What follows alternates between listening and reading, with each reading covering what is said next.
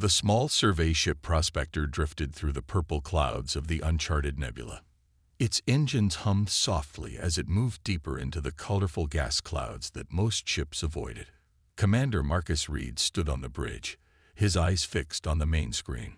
"Anything yet, Tom?" Reed asked, rubbing his tired eyes. Thomas Reeves shook his head as he checked the sensor readings. "Nothing valuable, Commander. Just more gas and dust." He tapped his screen with frustration. "We've been searching for 3 weeks now. Maybe High Command was wrong about resources in this sector." Reed nodded but said nothing. Their mission was simple: find new materials to help the war effort. Humanity needed metals, fuel, and anything else they could use against the Vex Imperium. For 30 years, humans had been losing ground to these aliens. Each year, the Vex took another colony, another mining station, another piece of human space. "Wait," called Dr. Eliza Ward from her station. The engineer pointed at her screen. "I'm getting an odd reading about 20,000 kilometers to our port side." "More space junk?" Reed asked. "They have found plenty of that already." "No." Ward adjusted her instruments. "It's big, really big, and it's giving off a faint energy signature." "Put it on the main screen," Reed ordered. The screen flickered and zoomed in on a dark shape hidden within the nebula's gases. At first, it looked like an asteroid, but as the image cleared, everyone on the bridge fell silent. "That's a ship," whispered Dr. James Miller, the team's xenobiologist. "A human ship." Reed stared in disbelief. The vessel was massive, at least a kilometer long. Its dark hull was shaped like an arrow, with what looked like weapon ports along its sides. Though parts of it showed damage, the ship was largely intact. "Run an identification scan," Reed ordered. Reeves worked quickly, his fingers flying over his console. "Sir, this can't be right. According to the database, this ship matches the profile of the UES Thunderchild." "That's impossible," Ward said. "The Thunderchild was destroyed at the Battle of Proxima Centauri over 200 years ago." "It's a legend." Reed had heard the stories. The Thunderchild was the pride of the first expansion fleet, humanity's most powerful warship, lost during humanity's first major space war. Some claimed it had weapons that could destroy whole fleets and armor that nothing could penetrate. "Legend or not, that ship is there," Reed said. "And if even half the stories are true, what we found could change everything." He turned to his crew. "Prepare a boarding team. We're going to take a closer look." 2 hours later, Reed floated through the empty, dark halls of the massive ship with Ward, Reeves, and Miller. Their flashlights cut through the darkness, revealing corridors that seemed to go on forever. "Main power has been offline for centuries," Ward said, checking her scanner. "But there's still a minimal energy signature coming from somewhere deep inside." "Look at the size of these hallways," Miller said in awe. "They built ships differently back then." Reeves ran his hand along a wall. "The metal feels strange. Almost warm." Reed's communicator beeped. "Commander," came the voice of Lieutenant Davis from the Prospector. "We're picking up 3 ships entering the nebula. Configuration matches Vex scout vessels." Reed cursed. "Have they spotted us?" "Unknown, sir, but they're heading in your direction." "Understood. Stand by for emergency extraction." Reed turned to his team. "We need to move quickly. Let's find the bridge." They pushed deeper into the ship, following schematics that Reeves had pulled from the historical database. As they moved, Reed couldn't shake the feeling that they were being watched. After navigating through massive empty chambers and pitch-black corridors, they reached a sealed door with faded lettering. "Command Bridge." "This is it," Ward said, examining the door's control panel. "It's locked, but I might be able to." A distant boom echoed through the ship, making them all freeze. "What was that?" Miller whispered. Reed's communicator crackled. "Commander, the Vex ships have opened fire on the Prospector. We're taking heavy damage." "We can't." The transmission cut off. "Davis? Davis," Reed called, but there was no answer. "They found us," Reeves said grimly. "The prospector is gone. We're stranded." Another explosion, closer this time, rocked the ship. "They're boarding," Reed realized. "We need to find somewhere to hide." Ward worked frantically on the door panel. "Almost got it. There." The ancient door slid open with a hiss, revealing a massive circular room filled with control stations, all dark and silent. In the center stood a raised platform with what looked like a captain's chair. They rushed inside, and Reeves sealed the door behind them. "We need weapons, a way to contact help, or a miracle," Reed said, scanning the bridge. "Look for anything useful." Ward moved to what appeared to be the main console. "Some of these systems might still work. Let me try to." She touched the console, and suddenly, faint blue lights began to glow across the bridge. A soft hum grew around them as dormant systems stirred to life. "What did you do?" Reed asked. "Nothing. A holographic sphere appeared above the central platform, pulsing gently. When it spoke, its voice was deep and clear. "Unauthorized personnel detected on command bridge. Initiating security protocols." Miller stepped back. "Is that an eye?" "Atlas defense system online. Ship status: critical. Power levels: minimal. Crew count: 0. Time since last active duty: 217 years, 43 days, 7 hours. Reed stepped forward. "We're humans from the United Earth Fleet. We found your ship drifting." The blue sphere pulsed. "Scanning. Human life signs confirmed. Current military identification recognized. Status of the First Expansion War." Reed looked at his companions in confusion. "The First Expansion War ended over 2 centuries ago." The sphere dimmed for a moment. "Processing historical data update. Current threat assessment required." "We're being hunted by Vex troops," Reed explained. "They destroyed our ship. They'll find us soon." "Vex Imperium forces detected aboard this vessel," Atlas confirmed, initiating minimal defense protocols with available power.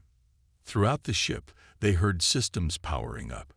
Lights flickered on in the bridge, and screens came to life, showing different areas of the ship where dark figures moved swiftly through the corridors. "What is this ship?" Reed asked. "The historical records say the UES Thunderchild was destroyed." "This is indeed the United Earth ship Thunderchild," Atlas replied. "Battle Dreadnought, Titan class. I am Atlas, the ship's command artificial intelligence. The Thunderchild was critically damaged, but not destroyed. Emergency protocols initiated a blind jump to prevent capture. After arrival in this nebula, all non-essential systems were shut down to preserve core functionality." A loud bang came from outside the bridge door. The Vex had found them. "Can you help us?" Reed asked desperately. "Can this ship still fight?" The blue sphere grew brighter. "The Thunderchild was built for one purpose, Commander Reed: to protect humanity. With minimal power, I can activate basic defense systems. With your assistance, I can do more." Another bang, louder this time. The door wouldn't hold much longer. "What do you need from us?" Reed asked. "Your authorization to awaken this ship," Atlas replied. "To bring the Thunderchild back to war." Reed looked at his team, then back at the glowing sphere. "Do it." The lights on the bridge grew brighter. Throughout the massive vessel, long dormant systems began to power up. The deck hummed beneath their feet. "Thunderchild awakening protocols initiated," Atlas announced. "And Commander, the stars will burn." The bridge of the Thunderchild hummed with increasing power as lights flickered on across the massive control room. Reed and his team watched in awe as ancient screens came to life, showing the status of the enormous ship. "Warning," Atlas announced, its blue sphere pulsing with each word. "Vex forces have breached Deck 7. Internal defense systems activating." On one of the screens, they watched as hidden panels in the ship's corridors slid open. Small turrets emerged and fired precise energy bursts at the alien intruders. The Vex soldiers scattered, clearly surprised by the sudden defense. "Those weapons still work after 2 centuries?" Reeves asked in disbelief. "The Thunderchild was designed to endure," Atlas replied. "However, current power levels are at 12% of capacity. Full combat capabilities cannot be restored without repairs." Another explosion shook the ship. Ward grabbed a console to steady herself. "They're using heavy weapons," she warned. "Even a ship this size can't take that kind of punishment forever." Reed studied the ship's layout on a nearby screen. "Atlas, is there a way to get this ship moving? Can we escape?" "Main engines are offline," the AI responded. "However, maneuvering thrusters have minimal functionality. With proper authorization, I can activate the emergency jump drive, but it requires significant power redirection." Reed nodded. "Do it. What do you need from us?" "Dr. Ward must go to the engine control room to manually override safety protocols," Atlas explained, highlighting a path on one of the screens. "Mr. Reeves will need to access the weapon control center to divert power from secondary weapon systems. Commander Reed and Dr. Miller should remain here to coordinate." "Split up?" Miller asked nervously. "With those things hunting us?" "I will provide guidance and protection where possible," Atlas assured them. "This is our only option for survival." Reed looked at his team. "We don't have a choice. Ward, Reeves, be careful." Dr. Ward moved cautiously through the massive ship, following Atlas's directions through her communicator. The corridors were better lit now, but still full of shadows. "Take the next left," Atlas instructed. "The engine control room is 200 meters ahead." "Atlas," Ward said as she walked, "how did this ship survive?" "The history books say the Thunderchild was destroyed protecting civilian ships." "That was the official report," Atlas replied. "The truth is more complex. The Thunderchild was critically damaged in the battle. Captain Amelia Drake, knowing the ship would be captured, activated the experimental jump drive with no destination set. Her final order was, 'Anywhere but here.' She sacrificed herself," Ward realized. "The entire crew did. The jump drive was untested. They knew the chances of survival were minimal. But they also knew the ship's technology could not fall into enemy hands." Ward reached a massive door marked Engine Control. It slid open as she approached. "So the ship jumped here, to this nebula," she said, entering the room. "And has been drifting ever since." "Correct. With critical damage and minimal power, I placed all systems in dormancy to preserve core functionality. I have waited 217 years for human contact." The engine control room was enormous, filled with complex machinery that hummed with building energy. Ward approached the main console. "What now?" she asked. "You must override the safety protocols," Atlas explained. "The console will require DNA verification to confirm human authorization." Ward placed her hand on the scanner. A beam of light passed over it. "Human DNA confirmed," Atlas announced. "Safety protocols disengage. Engine power building." Meanwhile, Reeves made his way to the weapon control center. Unlike Ward, he hadn't been lucky enough to avoid the aliens. Twice he had to hide as Vex patrols passed by, their odd, clicking language echoing in the corridors. "You're almost there," Atlas guided him. "The weapon control center is just ahead." "There are too many of them," Reeves whispered. "How did they get a boarding party this large on the ship so quickly?" "Scans indicate they have brought a cruiser alongside the Thunderchild," Atlas replied. "They are cutting through the hull in multiple locations. They're trying to take the ship," Reeves realized. "They want its technology." "That cannot be allowed," Atlas stated firmly. "The weapons systems of the Thunderchild are beyond anything in the current human arsenal. If the Vex obtain them, humanity will face extinction." Reeves finally reached the weapon control center, a circular room with stations for what would have been dozens of weapons officers. Now it stood empty, with only the soft glow of reactivated screens. "What do I do?" he asked. "Access the main terminal," I need you to manually reroute power from the secondary weapon arrays to the jump drive. Reeves worked quickly, following Atlas's instructions. As screens showed power levels shifting, a sudden alarm blared. Incoming Vex units, Atlas warned. 3 soldiers approaching your position. Reeves looked around desperately for a weapon, but found nothing. I can't fight 3 of them. You won't have to, Atlas replied. The door to the weapon control center sealed shut. I have locked down this section. Focus on your task. Reeves heard banging on the door as he worked. They'll break through eventually. Then we must be gone before that happens. On the bridge, Reed and Miller monitored the ship's status as power levels gradually increased. Ward and Reeves have successfully completed their tasks, Atlas reported. Jump drive power at 60%, sufficient for a short-range jump. How far can we go? Reed asked. Approximately 5 light years, enough to reach the edge of this nebula. Miller pointed at one of the screens. Commander, look at this. The screen showed the Vex cruiser attached to the Thunderchild like a parasite. More alien soldiers poured into the human ship.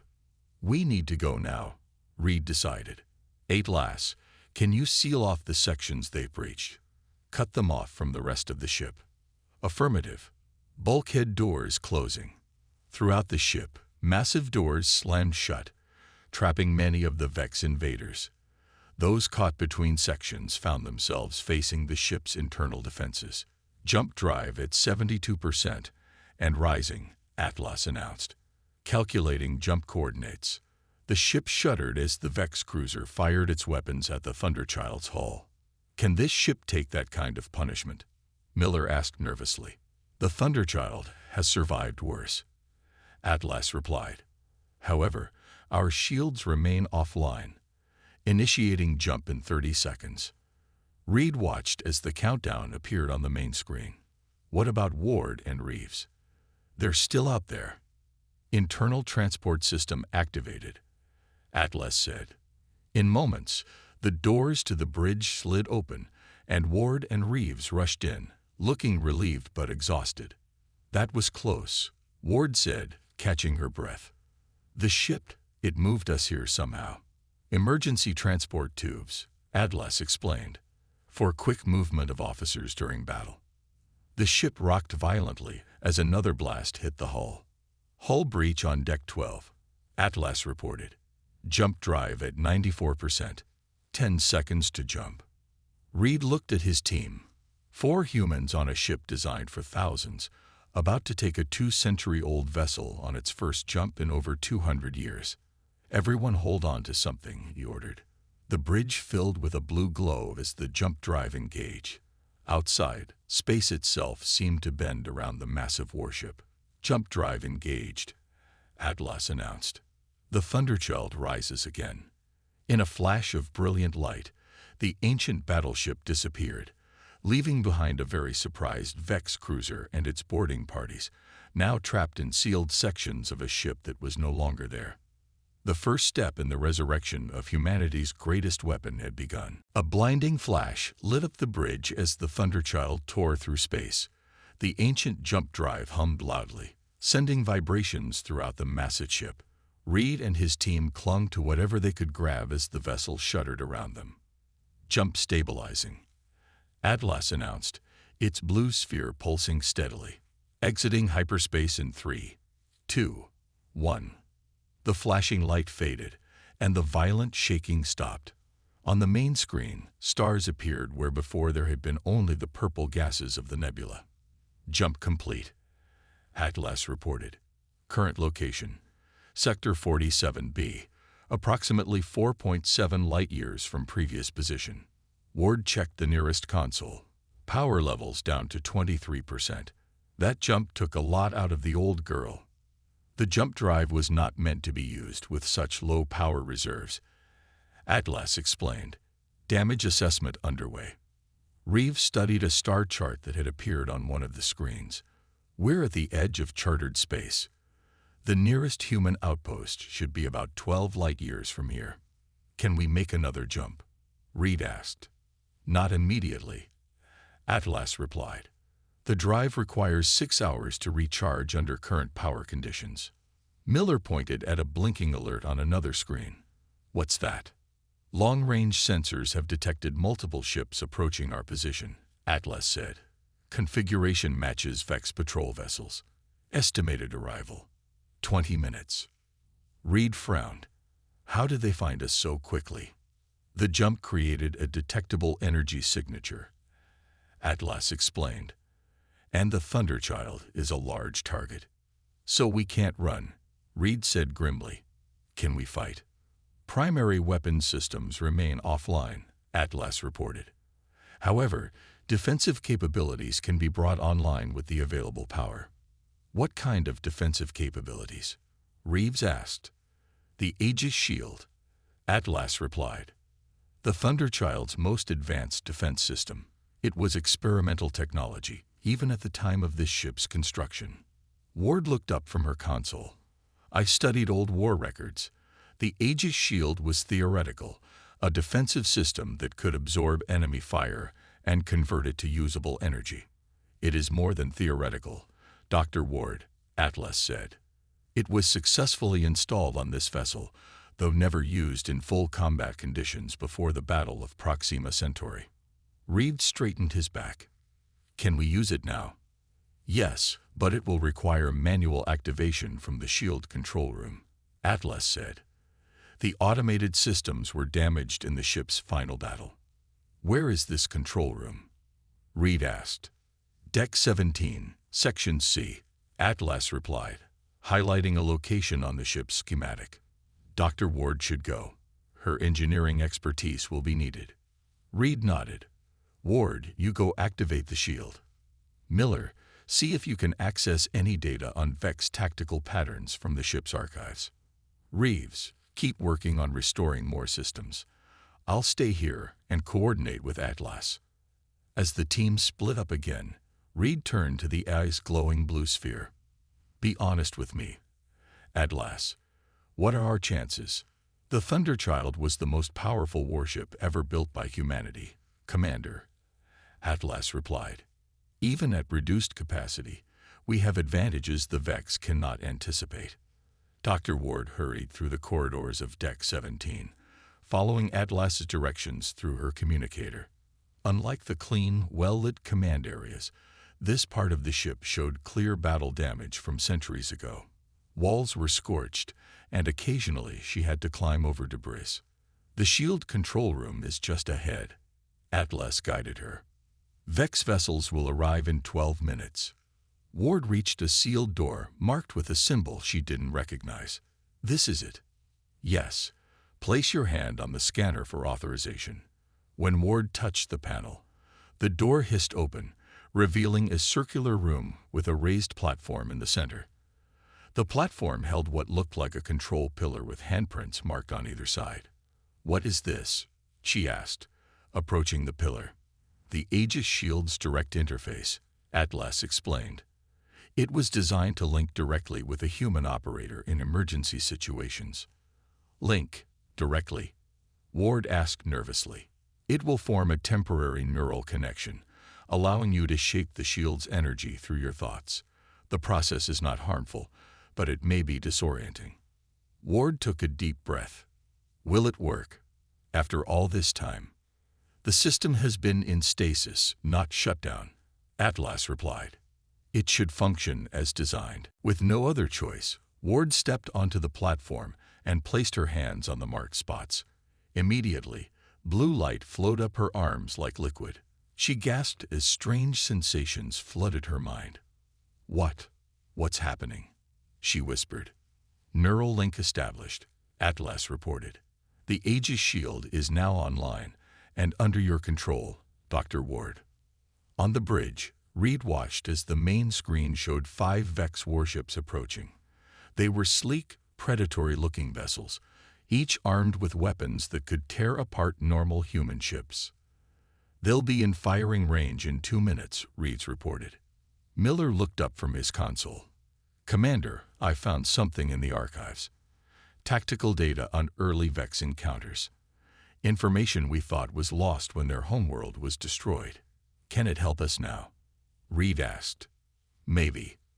According to this, Vex ships have a weakness at their engine exhaust ports. Their shields are thinnest there. Not much use without weapons, Reeves muttered. The ship's comm system activated. Commander, Ward's voice came through, sounding strange and distant. The shield is online. I can feel it. It's like nothing I've ever experienced. Vex ships charging weapons, Reeves warned. Atlas, can we hail them? Reed asked. Buy some time. Communications are functional, but inadvisable, Atlas replied. Vex protocol is to open fire on human vessels without warning. As if to confirm this, bright beams of energy shot from the lead Vex ship, striking the Thunderchild's hull. Instead of the expected explosion, the point of impact glowed blue. Energy seemed to flow across the ship's surface like water. Shield holding, Atlas reported. Energy absorption at 12% and rising. More Vex ships fired, their weapons hitting the Thunderchild from different angles. Each impact created the same flowing blue energy across the ship's hull. Dr. Ward, status. Reed called. It's incredible. Ward responded, her voice filled with wonder. I can feel their attacks. The shield is turning their energy against them. Power levels rising to 30. Now 35%. Reed couldn't believe what he was seeing. The more the Vex fired, the stronger the Thunderchild became. They're moving to surround us, Reeves reported. Let them come, Reed said with growing confidence. Atlas, are any weapons systems available now? Point defense turrets can be brought online with current power levels, Atlas replied. Do it. Small turrets emerged from hidden ports along the Thunderchild's hull. They fired precise energy pulses at the closest Vex ship, targeting the area Miller had identified. The alien vessel shuddered as the blasts pierced its weakened shields. Direct hit, Reeves exclaimed. The damaged Vex ship tried to pull away, but more turrets tracked it, firing continuously at its vulnerable point. Suddenly, the alien vessel exploded in a ball of blue fire. The remaining Vex ships stopped firing and began to retreat. They're running, Miller said in disbelief. The Thunderchild was a legend for a reason, Atlas stated. And now, the Vex have rediscovered why. Ward returned to the bridge, looking exhausted but exhilarated. The shield is stable, power levels at 42% and holding. Reed looked at his small crew with pride. Good work, everyone. But this is just the beginning. The Vex will be back, and in greater numbers. Then we'd better be ready, Reeves said. Reed nodded. Atlas, plot a course for the nearest human outpost. It's time to bring the Thunderchild home. The Thunderchild moved slowly through space, its massive engines running at only half power. 3 days had passed since their encounter with the Vex patrol ships. With each passing hour, the ancient battleship recovered more of its strength as systems came back online and power levels increased. On the bridge, Reed studied the star chart displayed on the main screen. How much longer until we reach Epsilon Outpost? He asked. Approximately 6 hours at current speed. Atlas replied, its blue sphere hovering steadily above the command platform. The outpost's defense grid will detect us when we are 2 hours out. And they won't be happy to see us, Reeves added from his station. An unidentified ship this size will put them on high alert. Reed nodded. Epsilon Outpost was humanity's furthest military installation, a defensive platform guarding the approach to the inner colonies. Any unknown vessel approaching it would be treated as a threat. We'll need to contact them before we get too close, Reed said. Atlas, can you broadcast on current military frequencies? Yes, Commander. Communication systems are now at 76% functionality. Miller entered the bridge, carrying a small device. Over the past days, the xenobiologist had been exploring the vast ship, discovering its secrets. Commander, I think you should see this. He placed the device on a console, and a holographic display appeared above it. I found this in the science lab on Deck 9. It's a complete tactical database of Vex fleet movements from the first expansion era. Reed's eyes widened. This data was lost when the Proxima Centauri archives were destroyed. Not lost, Miller said excitedly. Just hidden here on the Thunderchild. And there's more. Look at this comparison. The hologram shifted to show two ship designs side by side. One clearly Vex, the other human. The propulsion systems are nearly identical, Ward said, joining them at the console. How is that possible? The Vex didn't develop their technology on their own, Miller explained. They reverse-engineered it from captured human ships, including systems similar to the Thunderchild's. Reed stared at the display. So all this time, we've been fighting against our own technology. More advanced versions of it, Miller nodded.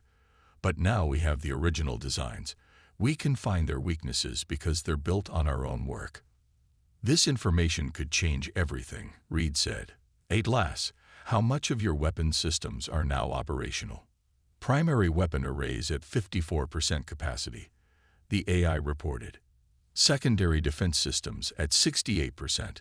The Aegis shield is fully functional thanks to Dr. Ward's calibrations. Reed turned to his small crew.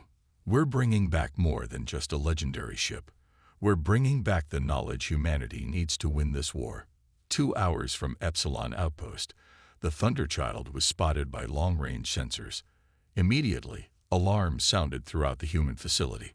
Admiral Laura Bennett stood in the outpost's command center, watching as technicians tracked the approaching vessel. What do you mean you can't identify it? She demanded of her sensor officer. Something that size should be in our database. It's not matching any known configuration. Admiral, the officer replied nervously. It's huge, at least 1 kilometer long. Vex?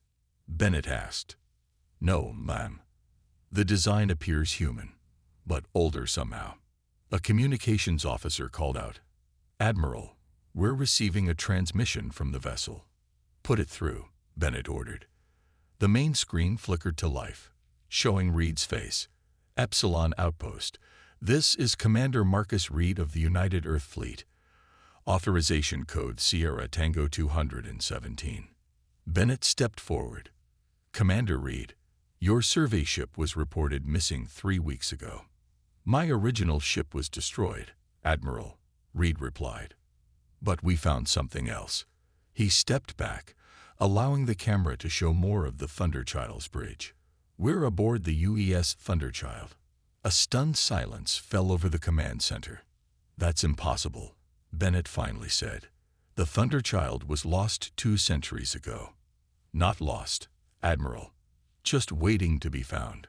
Request permission to dock for repairs and crew transfer. Bennett hesitated, then nodded to her officers. Prepare a security team and clear docking bay 1. If this is some kind of trick. The Thunderchild dwarfed the outpost as it approached. Workers and soldiers gathered at viewports to watch the legendary ship's arrival. Many took pictures with their personal devices, and soon news of the vessel's return spread across human communications networks. When Reed and his team stepped off the ship, they were met by Admiral Bennett and 24 armed guards. I apologize for the welcome, Bennett said, eyeing them cautiously. But you understand our concern. I do, Reed replied. If you'd like to come aboard and see for yourself, Admiral, I think you'll find it answers most of your questions. Bennett followed Reed into the Thunderchild, her security team close behind. As they walked through the massive corridors, the Admiral's expression shifted from suspicion to awe. This is really it, she whispered. The Thunderchild. My grandfather used to tell me stories. When they reached the bridge, Atlas greeted them, its blue sphere materializing above the command platform. Welcome aboard, Admiral Bennett. I am Atlas, the ship's artificial intelligence. Bennett approached the hologram cautiously. How has this ship survived all these years? As Atlas explained the Thunderchild's history, engineers from the outpost began examining the vessel's systems. Word of the ship's return traveled quickly, and within hours, the highest levels of Earth Command knew of the discovery. High Command is sending a battle group to escort you to Earth, Bennett told Reed later that day. They're calling this the most significant discovery in 50 years of war. Reed nodded. The ship is important, but what's inside it may be even more valuable.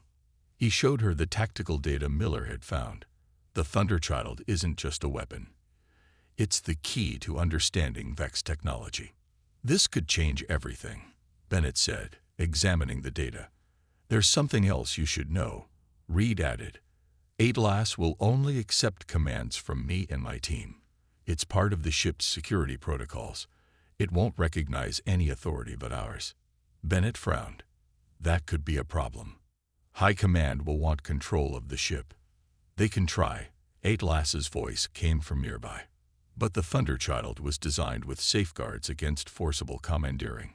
Captain Drake's final orders were explicit. The ship chooses its crew. Bennett looked between Reed and the AI's hologram. This will cause complications. Perhaps, Reed agreed. But right now, we have a bigger problem. Long-range sensors detected a large Vex fleet massing near the New Terra colony. They're preparing for a major assault. New Terra has minimal defenses, Bennett said gravely. If it falls, the Vex will have a clear path to Earth. Reed looked around at the bridge of the mighty warship. Then perhaps it's time for the Thunderchild to return to battle. Your crew consists of 4 people, Bennett pointed out. You can't operate a ship this size in combat. We've managed so far, Reed replied. But you're right. We'll need help. He turned to the Admiral. Can you provide experienced officers? Bennett thought for a moment, then nodded. I can give you a skeleton crew, my best people. Good, Reed said. Atlas, set course for New Terra. It's time for the Vex to learn that humanity has remembered how to bite back. The Thunderchild moved through space with renewed purpose, its engines glowing bright blue against the darkness. The ancient battleship was no longer alone. 6 human warships surrounded it, forming a protective escort as they approached the New Terra colony. On the bridge, Reed sat in the captain's chair, watching the main screen with steady eyes. Around him, the bridge buzzed with activity. Admiral Bennett had provided 30 experienced officers to help operate the massive vessel, though Reed and his original team maintained key positions. New Terra defense perimeter in range, Reeves reported from the tactical station. Colony sensors have detected us. Open a channel, Reed ordered. The screen changed to show the face of General Mark Wilson, commander of New Terra's defense force. His expression was grim. Admiral Bennett informed me you were coming, Commander Reed, Wilson said. I hope that old ship has more than just stories to offer. The Vex fleet will arrive in less than 3 hours. How many ships? Reed asked. 47 at last count. 3 times the size of our defense fleet. Reed nodded. The Thunderchild will hold the center of your formation. Have your ships follow our lead. Wilson looked skeptical, but nodded. We'll take all the help we can get, even from ghosts. When the transmission ended, Ward approached Reed. Our power levels are at 89%. It's not perfect, but it's the best we can do without a proper refit. It will have to be enough, Reed replied. Atlas, what's the status of the Prometheus array? The AI's blue sphere appeared beside him. The Prometheus array is operational at 76% capacity. However, I must remind you that this weapon system was never field-tested. What exactly is the Prometheus array? Bennett asked. She had insisted on joining them for the battle. Miller answered from his science station. According to the ship's database, it's a network of artificially created gravitational lenses. Theoretically, it can capture and redirect energy, even stellar energy. In simpler terms, Reed explained, it can turn the enemy's weapons against them, on a massive scale. Bennett's eyes widened. And this technology has existed for 2 centuries. It was too dangerous, Atlas said.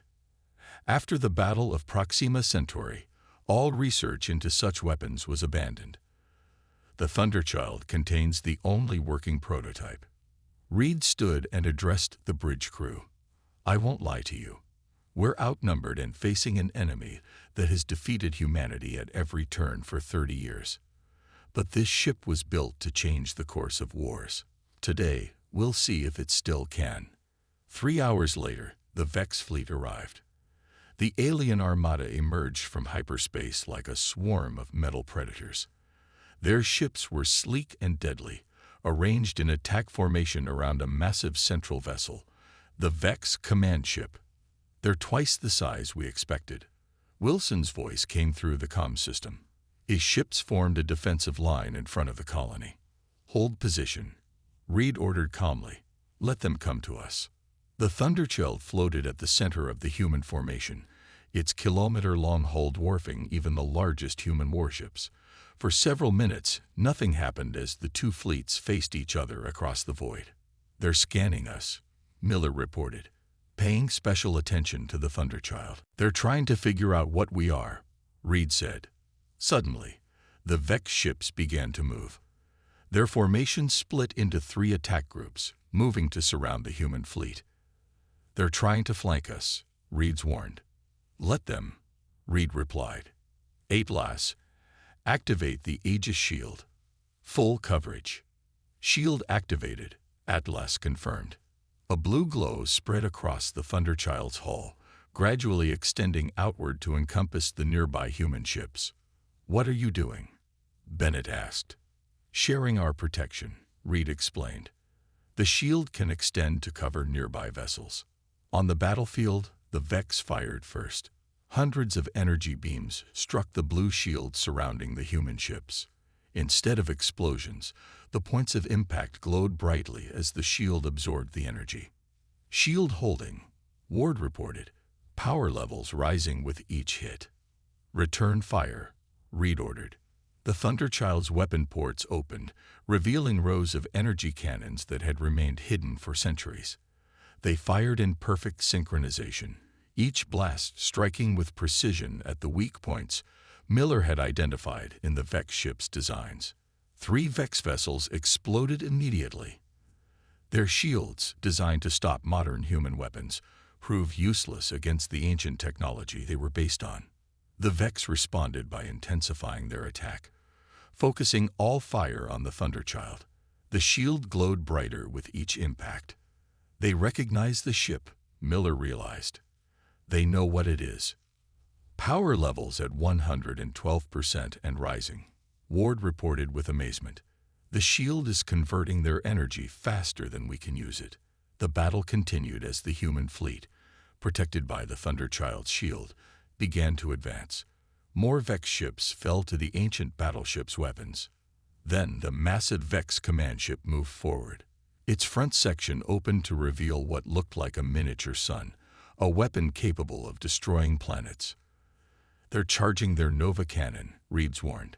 "That thing could vaporize the colony."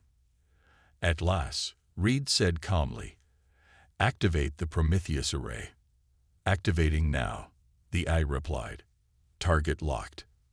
From ports along the Thunderchild's hull, small satellite-like devices emerge, arranging themselves in a complex pattern between the human fleet and the Vex command ship. "What's happening?" Bennett asked. "Watch," Reed said simply. The Vex Nova cannon fired, releasing a beam of pure stellar energy that streaked toward New Terra.